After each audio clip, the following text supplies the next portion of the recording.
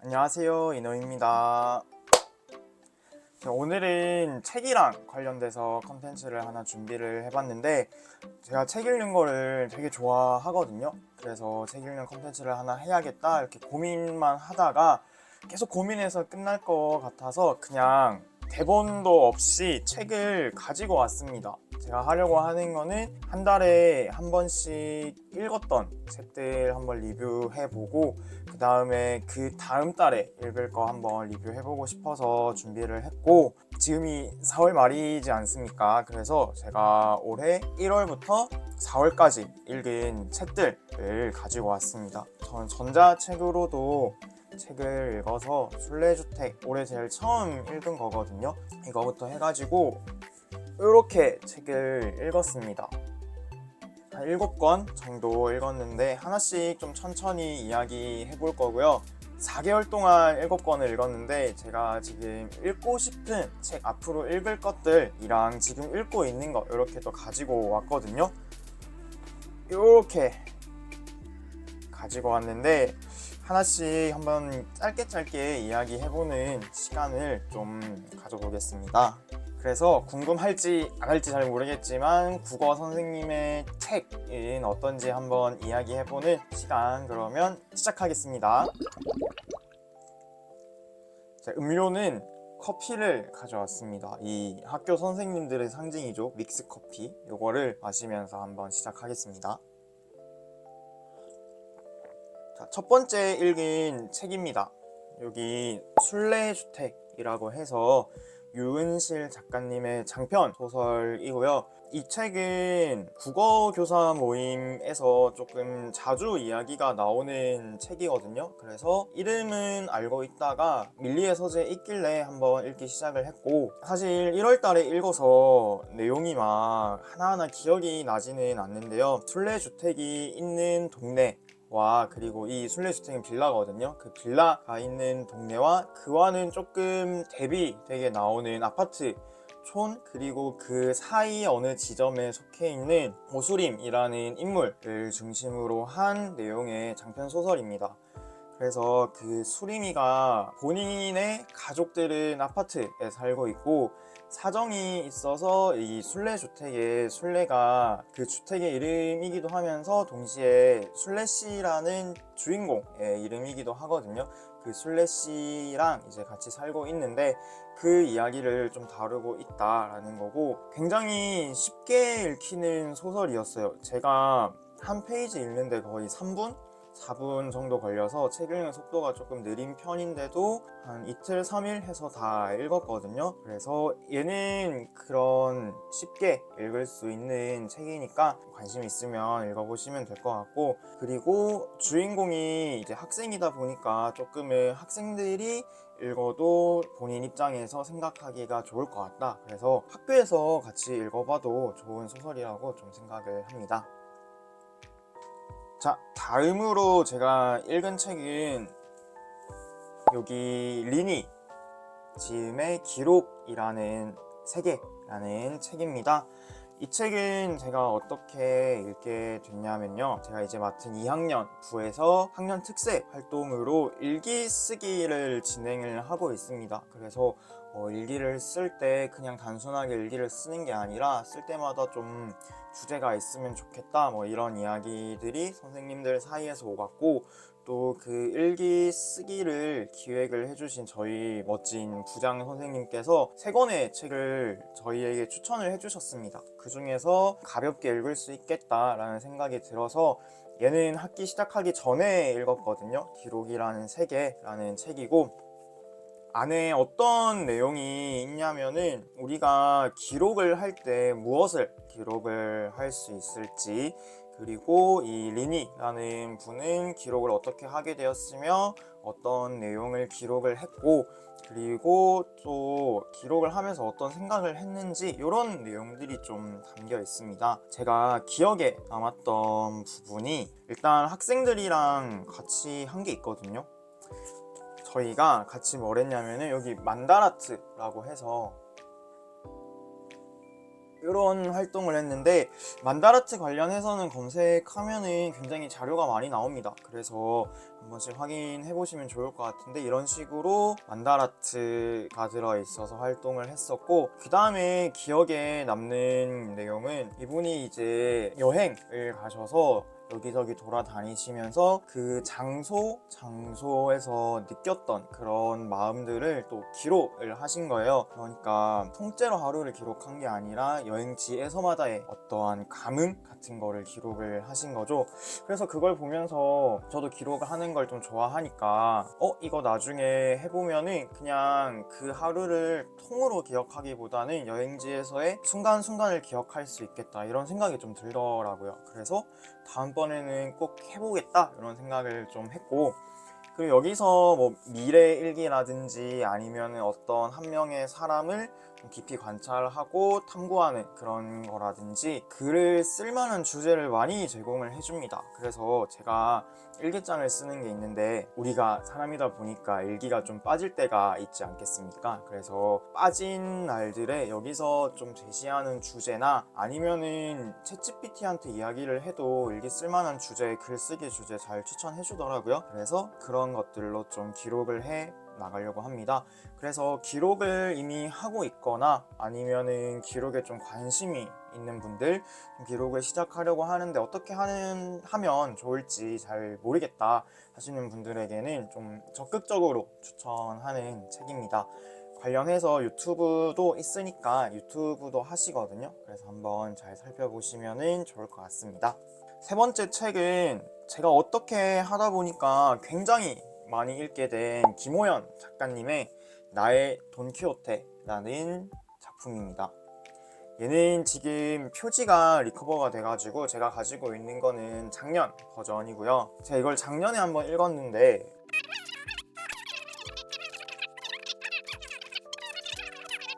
어쩌다 보니까 한 3번 정도 읽게 된 김호연 작가님의 나의 돈키호테입니다. 이 김호연 작가님이 어제 저희 동네에 오셔가지고 강연을 하셨더라고요. 저는 이름이나 어떤 글을 쓴 스타일만 보고 여자분이신가 생각을 했는데 남자분이셔가지고 조금 놀랐던 그런 게 있습니다. 아무튼 그렇고요. 이 글은 나가 나의 돈키호테라고 되어 있잖아요. 내가 돈 아저씨라고 부르는 어떤 돈키호테의 모습을 닮은 아저씨가 어느 날 갑자기 사라졌어요. 어느 날 갑자기 사라져가지고 그 아저씨를 찾아가는 과정을 담은 책이고요. 그 아저씨를, 이건 스포일러일 수도 있는데, 반쯤 읽으면은 그 아저씨를 찾거든요. 근데 그 아저씨의 변해버린 모습, 그리고 그 이후에도 이야기가 절반 정도 쭉 이어집니다. 내가 정말 찾고 싶었던 대상, 그 대상을 만났을 때의 모습이 어떤지, 그리고 그 변해버린 모습을 만났을 때 우리가 어떻게 반응할 수 있을지, 이런 거에 대해서 생각해 볼 수 있었던 책이지 않을까 생각을 합니다. 사실 얘도 그렇게 문장이 어렵지 않아서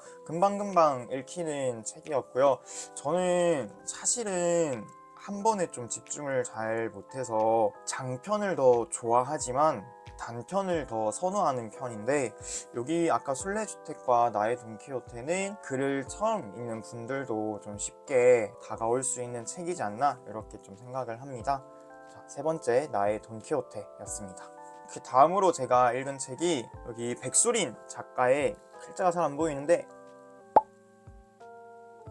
여름의 빌라라는 작품입니다. 이 작품은 제가 띠지를 좀 이렇게 많이 붙였는데, 그리고 좀 기억에 남았던 단편에는 이렇게 따로 표시도 했습니다. 제가 개인적으로 느꼈을 때는 한 편 한 편 다 의미가 있는 작품들인데 나에게는 조금 어렵다, 이런 생각을 좀 하면서 읽었습니다. 그리고 그게 제가 단편을 조금 더 선호하는 이유이기도 한데, 단편이 그렇게 마냥 친절한 소설은 아니라고 생각을 하거든요. 그 친절하지 않은 와중을 저희가 뚫어나가야 된다는, 우리가 독자로서 그런 매력이 있는 게 단편이라고 생각을 하고, 사실 아직 저는 이 여름의 빌라라는 단편을 좀 뚫어내지는 못한 것 같습니다. 이 소설집은 시간이 되죠? 여름의 빌라, 고요한 사건, 폭설, 아직 집에는 가지 않을래요, 설탕 캔디, 아주 잠깐 동안에 아카시아 숲 서리 맞춤이라는 8개의 단편으로 되어 있는 책이고요. 어떤 좀 갈등이 두드러진다기보다는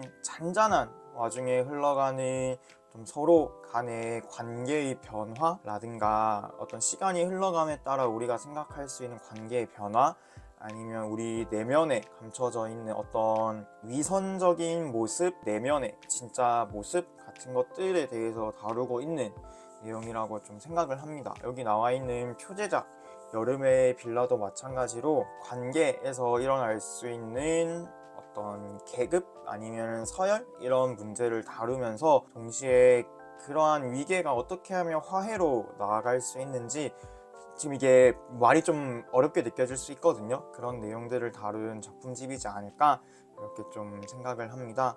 그래서 조금 내가 관계에 대해서, 그리고 시간에 대해서, 그리고 나의 내면에 있는 또 다른 우리의 진실된 모습에 대해서 한 번쯤 고민해보고 싶다 하시면은 요 책 한번 읽어보시면서 한 편 한 편 천천히 보시면 좋을 것 같아요. 제가 작년에 이 책을 학교 수행평가 도서로 좀 선정을 하고 이 책을 읽은 학생들도 있었는데, 읽으면서 꽤 어려운 소설 읽었겠다 이런 생각도 좀 들었고, 그리고 어려웠음에도 잘 읽어냈구나 이런 생각도 좀 들었습니다.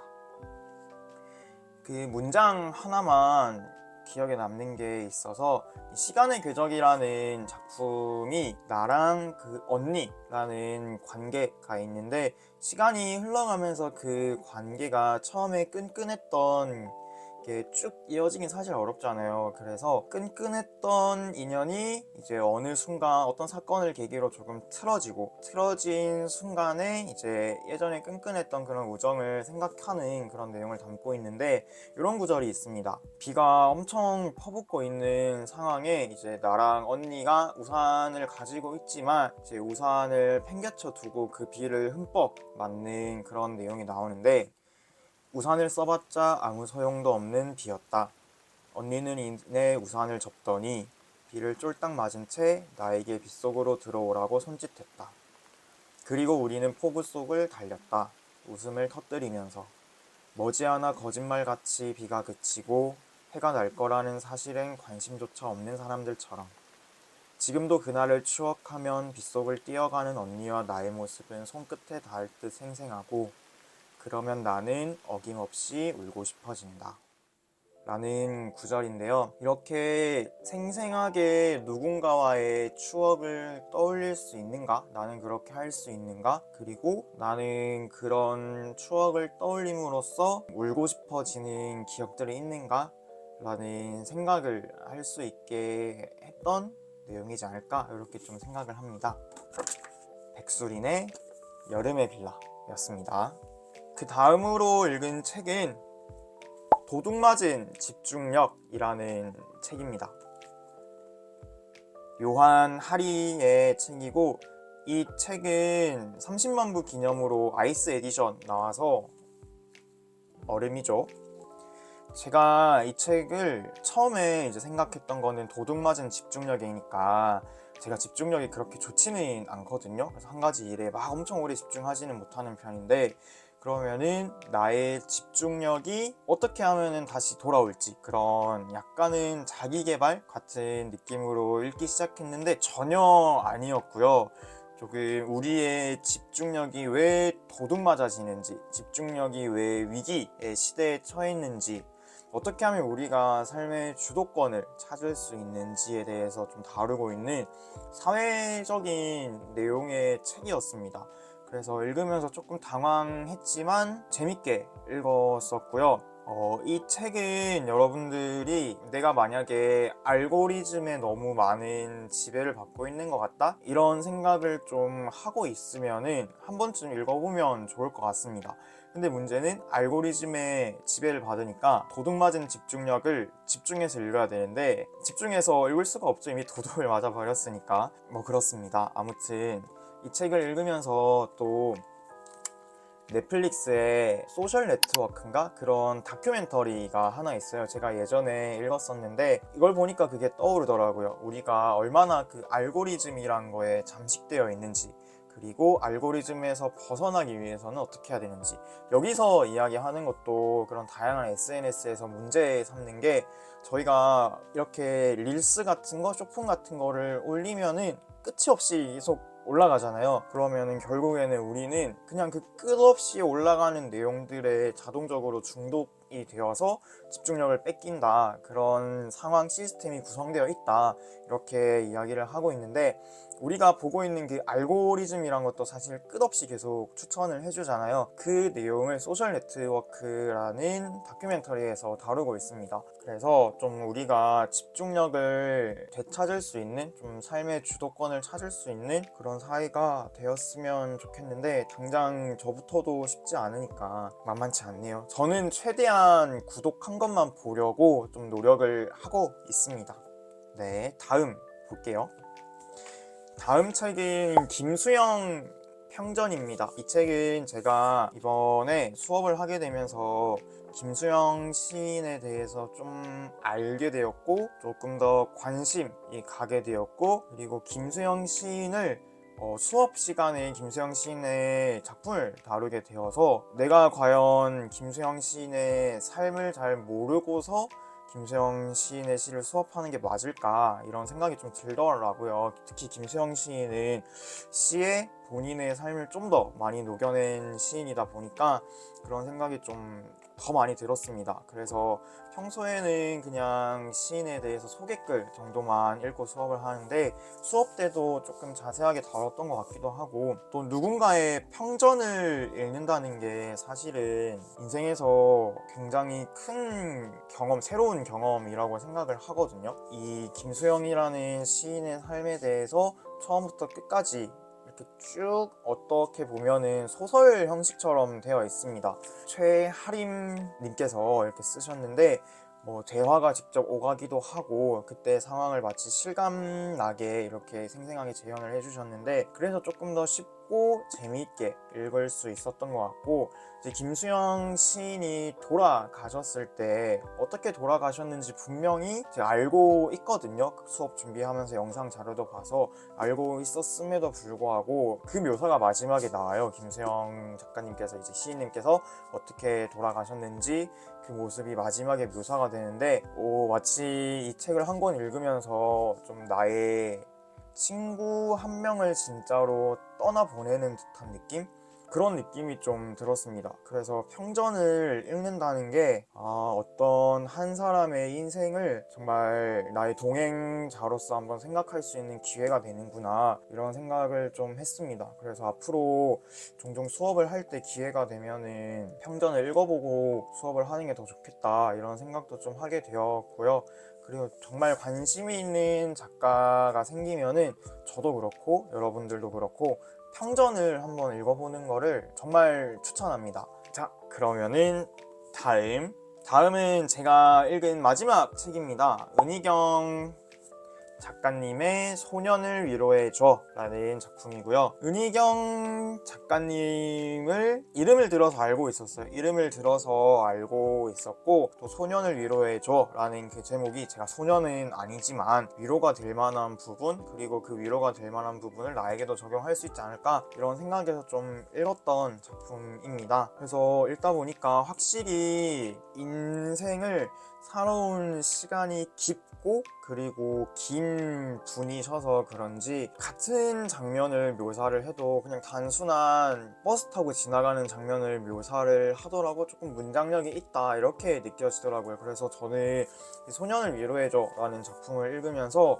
문장을 잘 쓴다는 게 이런 거구나, 이렇게 좀 생각을 하면서 읽었던 것 같습니다. 내용은 이제 고등학생인 연우라는 친구가 있고, 그리고 그 반에 해외에서 와서 부적응 학생인 태수가 있습니다. 그리고 연우가 어떠한 한 여학생을 좋아하게 되고, 그런 이 세 명 사이에서 일어나는 이야기를 다루고 있다, 이렇게 볼 수 있는데, 제가 읽었을 때는 작가님께서 남학생이셨었던 적이 없잖아요, 사실은. 근데 어떻게 이렇게 학생의 마음을 잘 알 수 있을까, 이렇게 좀 생각을 하면서 읽었던 부분이 많았고요. 여기서 묘사하는 사실 그 학생의 모습이 지금부터 때부터 해가지고 한 15년, 20년 전 학생의 모습이라서 약간 그때 감성이 좀 녹아 있는 것 같습니다. 그래서 은희경 작가님의 이제 뭐 첫 작품 이런 작품들을 생각하셨던 분들께서는 조금 가벼운 느낌이라서 이 작품이 좀 실망을 하신 분들도 없지 않아 있는 것 같은데, 저는 되게 감명 깊게 읽었고요. 특히 감명 깊었던 거는 내가 경험해보지 못한 세상도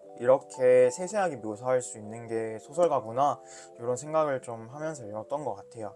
그래서 기억에 남는 작품입니다. 제목이 좀 예쁘죠? 소년을 위로해줘 까지 해서가 4월까지 제가 읽은 책들입니다. 자, 그러면 제가 이제 읽고 있는 책이랑 앞으로 5월달에 한번 읽게 될 그런 책들을 한번 이야기를 해보겠습니다. 제가 국어과이고 국어를 전공했기는 하지만 말을 잘 하지 못하거든요. 그래서 생각보다 짧게 끝날 줄 알았는데 벌써 촬영을 한 지 30분이 지나가고 있습니다. 제가 생각보다 읽은 게 맞나 봅니다. 저는 지금 총 2권의 책을 읽고 있습니다. 격렬 독서를 좀 하려고 열심히 준비를 하고 있고요. 지금 읽고 있는 책은 내일 독서 모임이랑 관련해서 그리스인 조르바를 읽고 있습니다.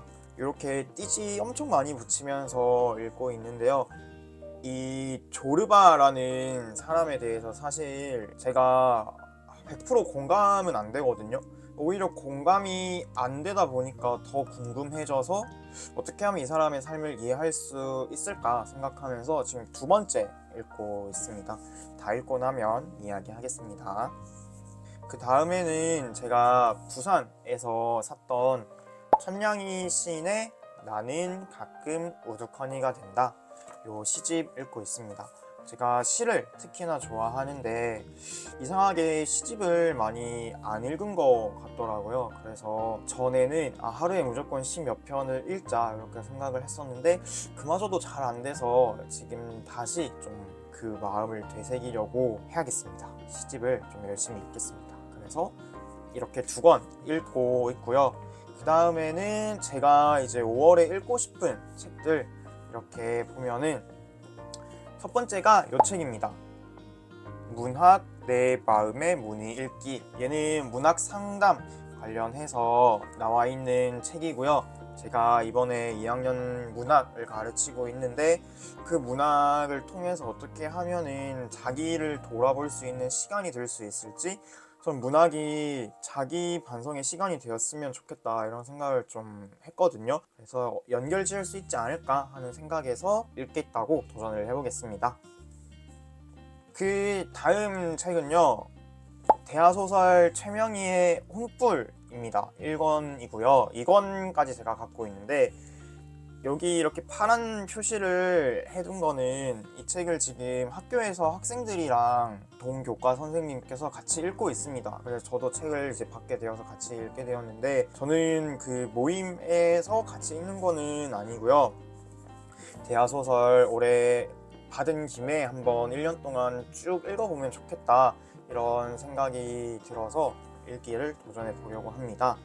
그리고 얘가 총 10권이거든요. 제가 한 달에 한 권씩 읽어서 장기적인 컨텐츠 하나로 한 달에 낭독도 한번 올려보고 한 편 한 편씩 소감도 올려보고 이렇게 하면 어떨까 그런 생각도 좀 했습니다. 그래서 아마 제가 얘를 잘 읽게 된다면은 또 다른 하나의 컨텐츠로 소개를 하지 않을까 그렇게 생각을 합니다. 그 다음에는 저희 아까 이제 일기 관련해서 책을 추천을 받았었다 이야기했는데, 그 다음으로 추천받은 게 여기 나온 인간다움이라는 책이거든요. 얘는 사실 어떤 내용인지 잘 몰라요. 그렇지만 추천받아서 같이 읽기로 했으니까 한번 읽기를 도전해 보려고 합니다. 인간다운 삶을 지탱하는 3가지 기준, 김기현 작가님께서 지으셨어요. 읽어보겠습니다. 그 다음 책은요, 젊은 작가상 수상 작품집입니다. 단편으로 되어 있죠. 몇몇 익숙한 작가님들도 보이는데 이 단편들, 사실 젊은 작가상 단편들 내용이 좀 어렵다고 생각을 하는 편이라서, 어려우면 어떻게 하겠습니까? 두 번, 세 번 읽어야겠죠. 그래서 두 번, 세 번 읽어보도록 하겠습니다. 얘는 특별 보급가라서 지금 사면은 싼 가격에 살 수 있거든요. 혹시라도 젊은 작가상을 놓쳤다 하시는 분들은 구입하러 가시면 되겠습니다.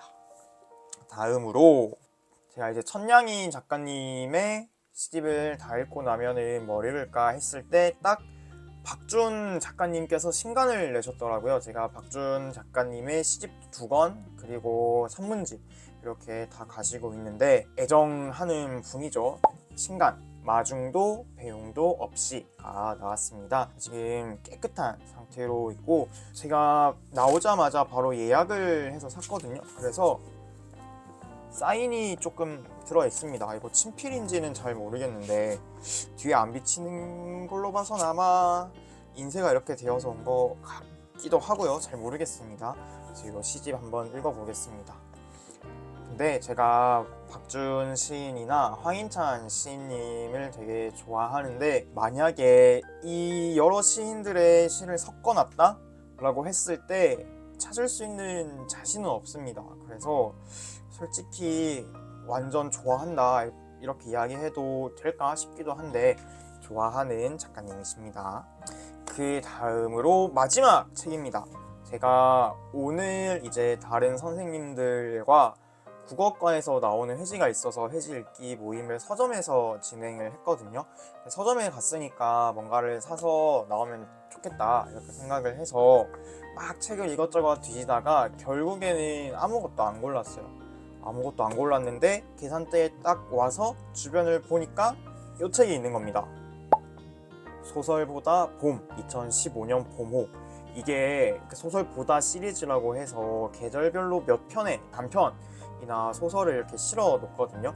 그래서 여기는 이제 강보라 작가님의 바우어의 정원, 성혜나 작가님의 스무드, 윤단 작가님의 남은 여름 이렇게 3편이 실려 있습니다. 값은 5,500원이고요. 봄에 맞게 한번 잘 읽어보겠습니다.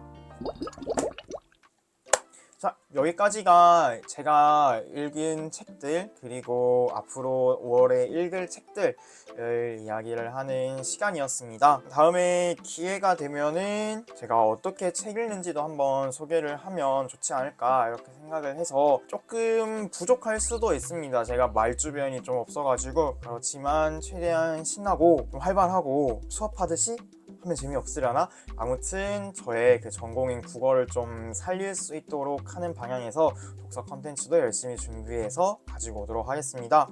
저는 읽은 책이랑 읽을 책이 요만큼 쌓여 있거든요. 앞으로 열심히 책 읽는 삶을 살아보겠습니다. 그러면 오늘은 여기까지 하고요. 여러분들 다음번에 다음 독서 컨텐츠로 만나겠습니다. 여기까지 봐주셔서 감사합니다. 안녕.